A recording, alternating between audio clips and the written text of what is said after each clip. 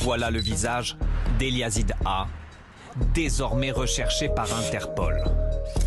Ce détenu a réussi à s'évader de prison malgré les contrôles des gardes et les caméras de surveillance. L'homme, d'1,72 m, s'est en fait glissé dans le sac d'un de ses compagnons de cellule qui devait être libéré. Ce dernier a transporté le tout sur un chariot, franchi les contrôles de sécurité. Une fois dehors sur le parking, le fugitif est sorti du sac. Il est parti immédiatement. Personne dans la prison ne s'est rendu compte de rien pendant plus de 24 heures. L'évasion a eu lieu vendredi en début de matinée. Elle n'a été constatée que samedi dans la journée. L'administration pénitentiaire reconnaît des failles. Il y a eu beaucoup d'erreurs, manifestement, des erreurs de défaillance qui sont graves, qui sont inadmissibles. Les sacs doivent normalement être vérifiés. Il doit y avoir un minimum de bon sens lorsqu'on constate qu'un sac est manifestement très lourd ou très volumineux. Et quoi qu'il en soit, nous devons savoir à chaque instant où se situe chaque détenu.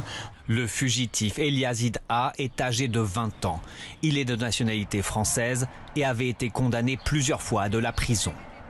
Selon sa notice Interpol, il serait aussi mis en cause dans une affaire de meurtre en bande organisée. Il était incarcéré dans la prison de Corba, près de Lyon.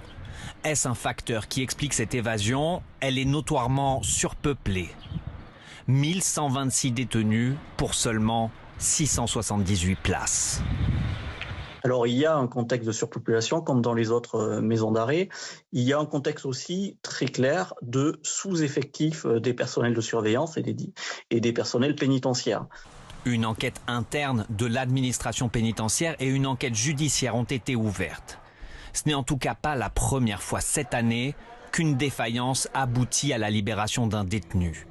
Au printemps, un prisonnier avait été libéré par erreur près de Bordeaux. En France, les évasions restent rares. La plupart du temps, elles concernent des détenus qui ne réintègrent pas la prison après une permission.